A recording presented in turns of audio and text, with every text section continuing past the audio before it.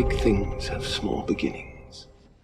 The praetomorph, also known as Plagiaris linisteris, is a type of genetically modified endoparasitoid that shares a striking resemblance with the xenomorph XX121 species.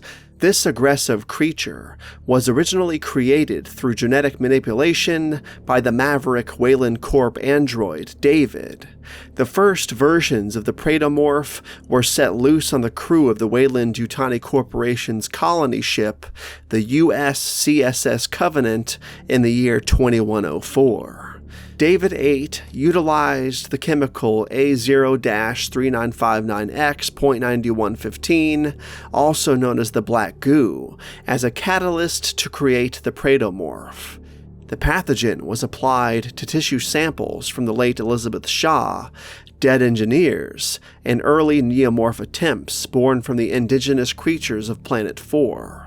Through several years of experimentation, David managed to grow several ovomorph eggs that carried Praeto facehuggers, which then implanted 2 members of the Covenant's crew. The chestbursters that resulted from this process, labeled as imps, forcibly broke out of their hosts' bodies and underwent a swift metamorphosis. Unlike traditional chestbursters, imps emerge almost entirely developed, with limbs and a distinctive head, and grow into their adult forms, known as stalkers, at a significantly accelerated pace. In contrast to a xenomorph drone, an adult praetomorph displays several distinct features that distinguishes it from its mainstream relative. The praetomorph lacked any synthetic components and had elongated, sinewy limbs devoid of skin, exposing muscles and blood vessels and exhibiting gaps in its armpits. Additionally, the praetomorph's teeth were made of translucent bone instead of the seemingly metallic material observed in traditional xenomorphs, and were known for their heightened strength and resilience, although their intelligence was inferior.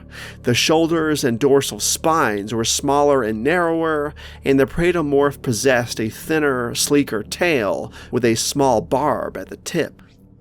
The praetomorph's egg had a slightly different shape, and its interior was also distinguishable from that of the traditional xenomorph. The differences extended to its imp form, and to a lesser extent, its facehugger.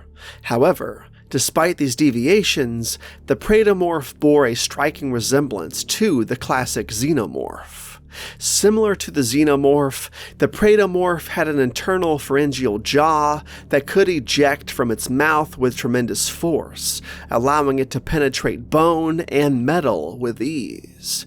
The praetomorph had impressive visual acuity, enabling it to see with nearly the same clarity and detail as humans, albeit with floaters present in its field of vision.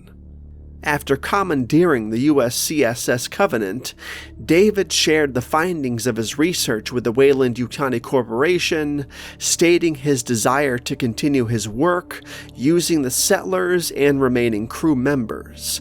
His ultimate goal was to create a praetomorph queen by conducting further experiments.